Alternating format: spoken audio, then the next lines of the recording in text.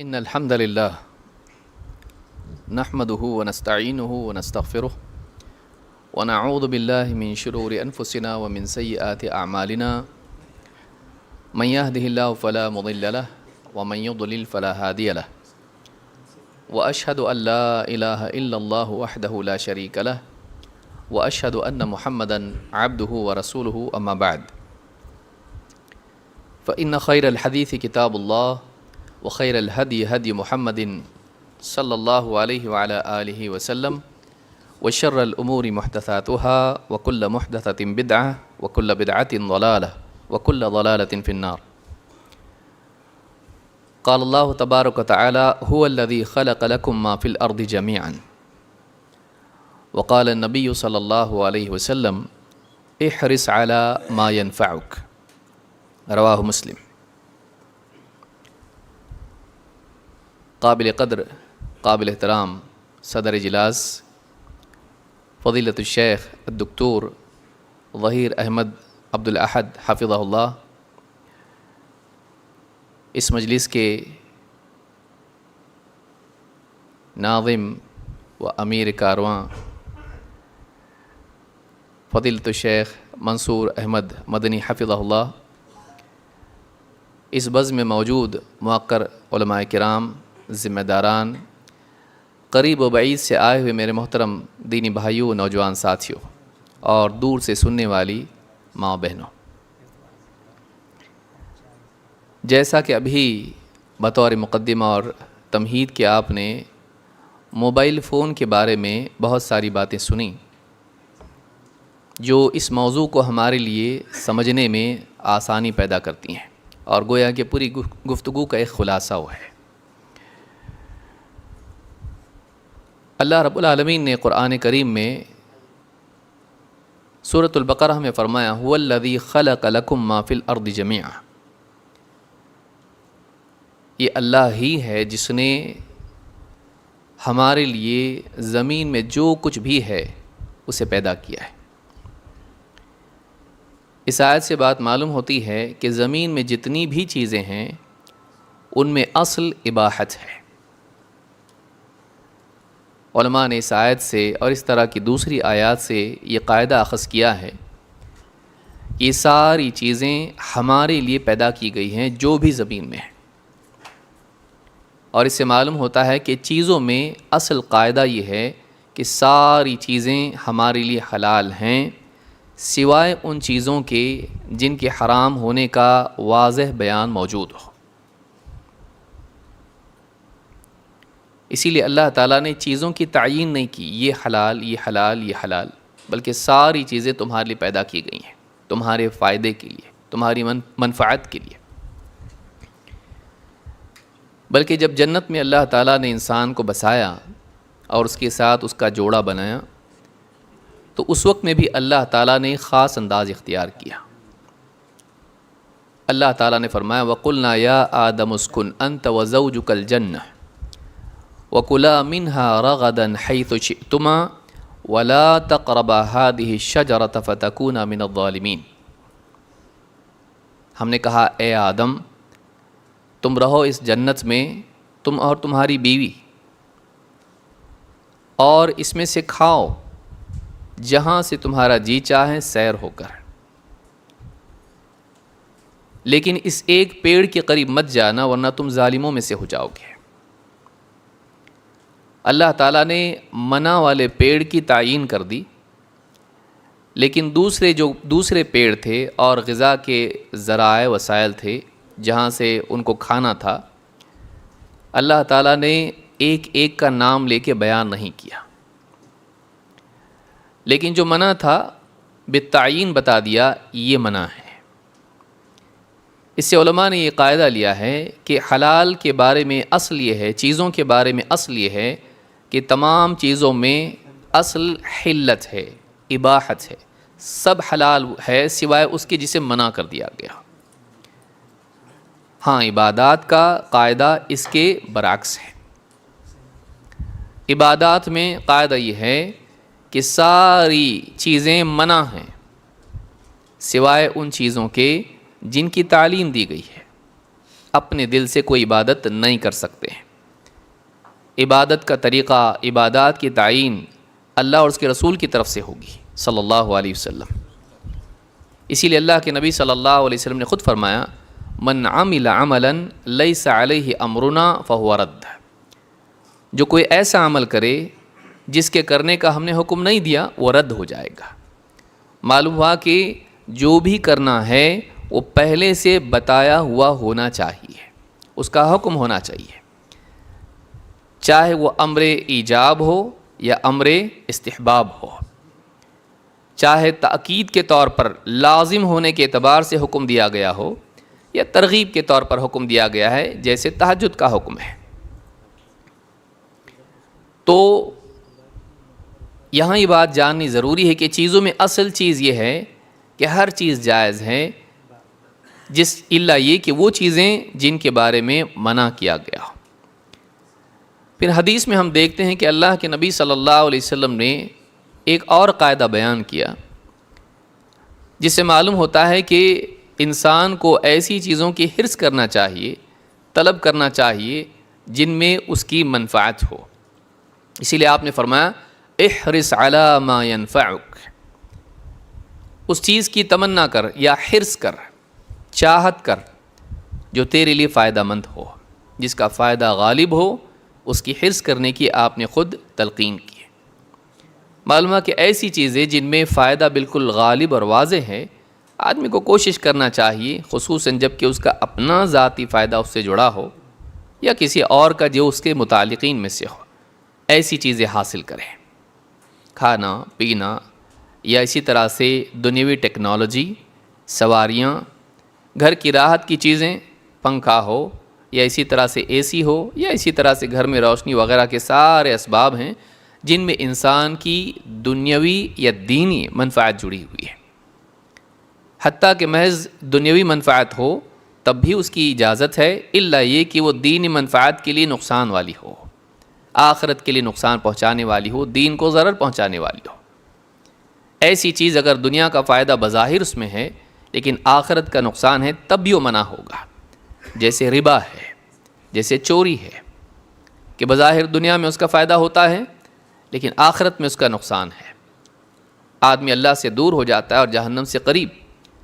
ایسی تمام چیزیں بھی منع ہیں، چاہے بظاہر دنیا میں اس کا فائدہ دکھائی دیتا ہو، جیسے شراب ہے اور جوا ہے، جس میں اللہ تعالیٰ نے فرمایا فیہما اثم کبیر ومنافع للناس واثمہما اکبر من نفعہما، کہ جوئے میں، شراب میں، اس میں گناہ ہے، بہت بڑا گناہ ہے، اور اس میں لوگوں کے لیے کچھ فائدے بھی ہیں، لیکن ان کا گناہ ان کے فائدوں سے بڑھا ہوا ہے۔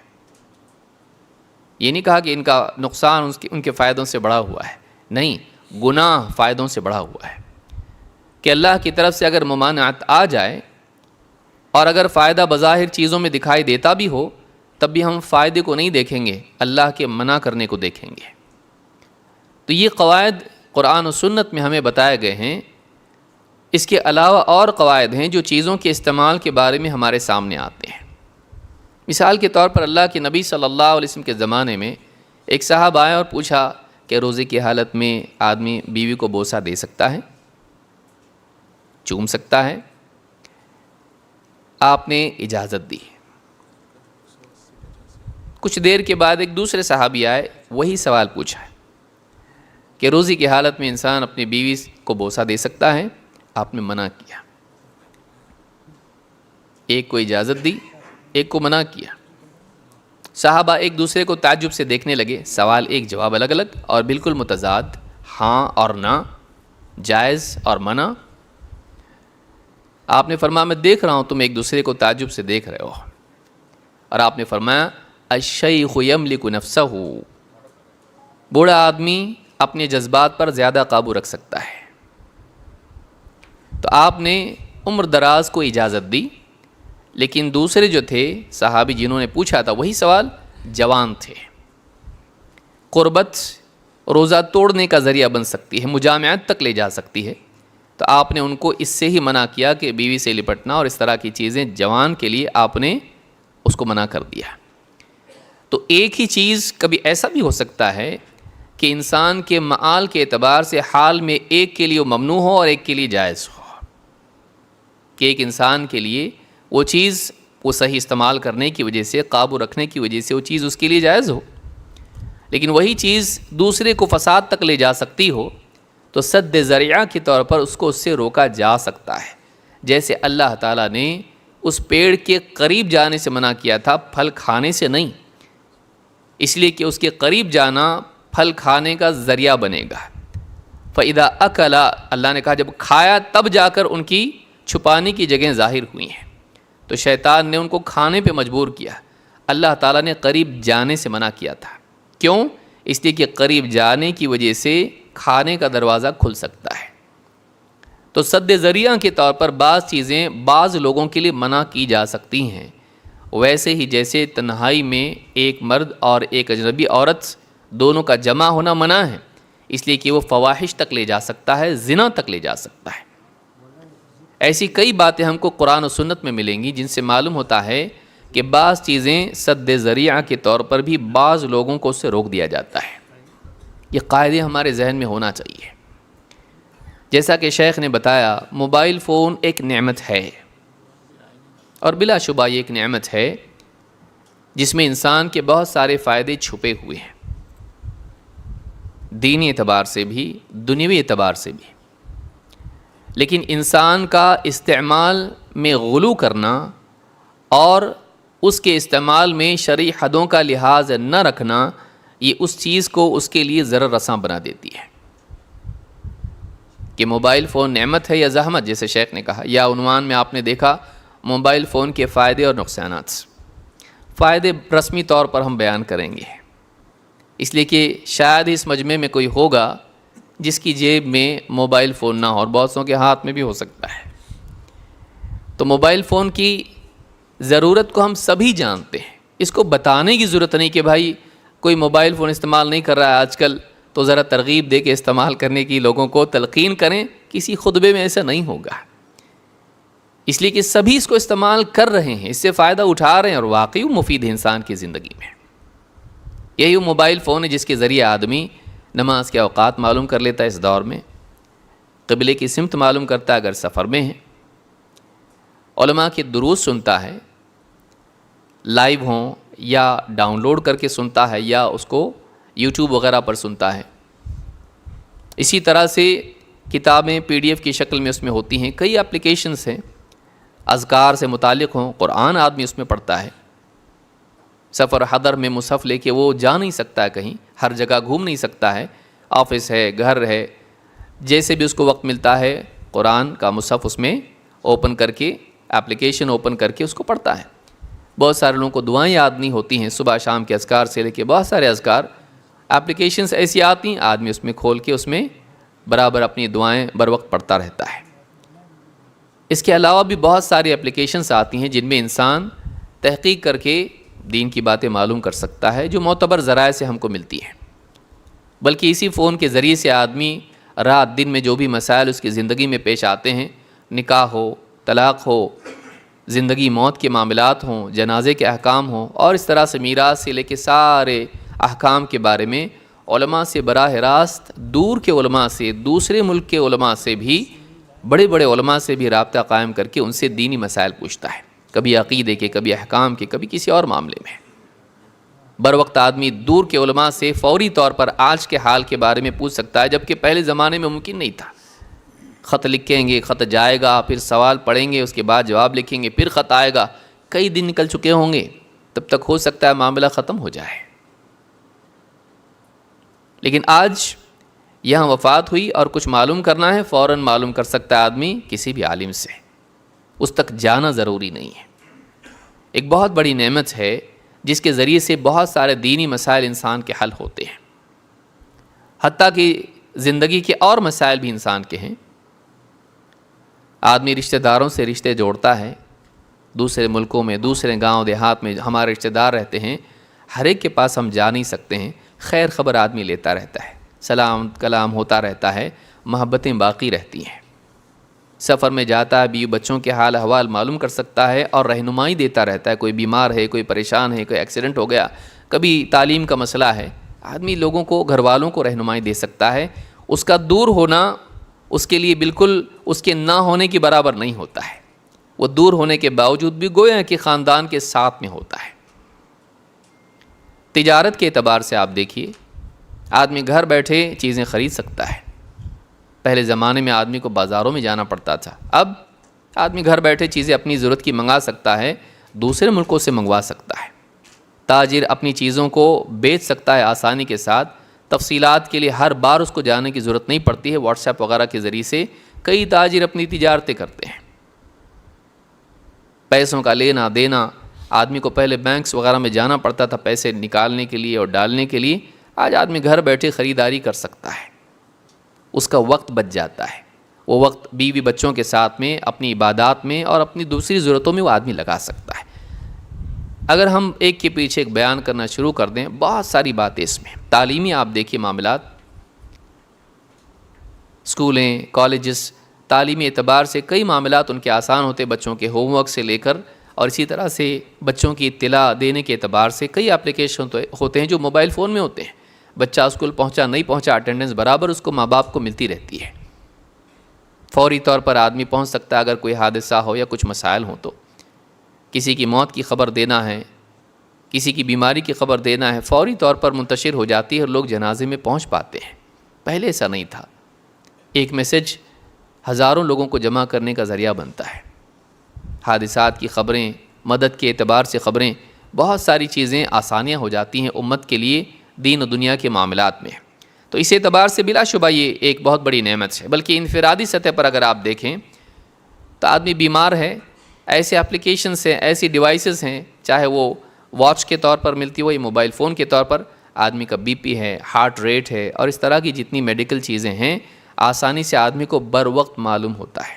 گھڑی پہنا ہوا ہے، دل کی دھڑکن بڑھ گئی ہے، حالت اس کی خراب ہو رہی ہے، بی پی یا اس طرح کے جو بھی معاملات بڑھ رہا ہے، فوراً اس کو انڈیکیشن آتا ہے اور اپنے آپ کو سنبھالنے کے لیے ڈاکٹر کے پاس وہ جا سکتا ہے۔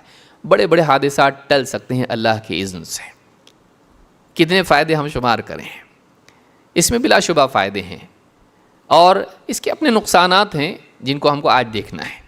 اختصار سے فائدے، تفصیل سے نقصانات۔ بہت سے نقصانات وہ ہیں جو ہماری لاپرواہی اور ہمارے غلو کا نتیجہ ہے، نہ کہ فی نفسی ہی اس چیز کے وجود کا۔ ہمارے غلط استعمال کرنے کی وجہ سے ہماری زندگی میں اس سے نقصانات ظاہر ہوتے ہیں۔ اب کیا کریں، اس کو ہم حرام کر دیں؟ میرے علم کی حد تک کے علماء میں سے کسی نے اس کو حرام نہیں کہا ہے جہاں تک میں جان رہا ہوں۔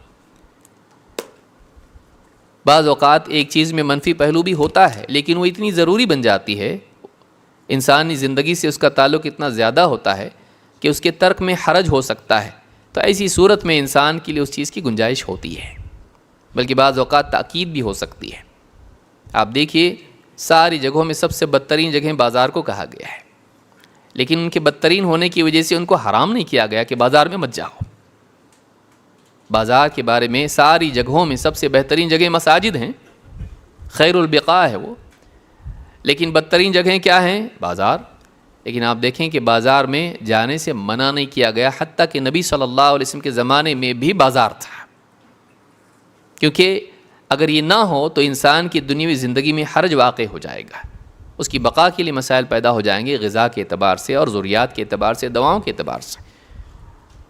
تو ان میں برائی ہونے کے باوجود آدمی جاتا ہے اور وہاں سے اپنی ضرورت پوری کر کے واپس لوٹتا ہے۔ لیکن اگر آدمی بازار ہی کو اپنی منزل بنا لے اور وہاں بے حیائی کو دیکھتے بیٹھے اور وہاں جھوٹ بولے، دھوکہ دے اور ساری خرافات کرے، تو ایسا آدمی اپنی ہلاکت کا دروازہ کھولتا ہے۔ یہی معاملہ یا اسی کے مثل معاملہ موبائل فون کا ہے۔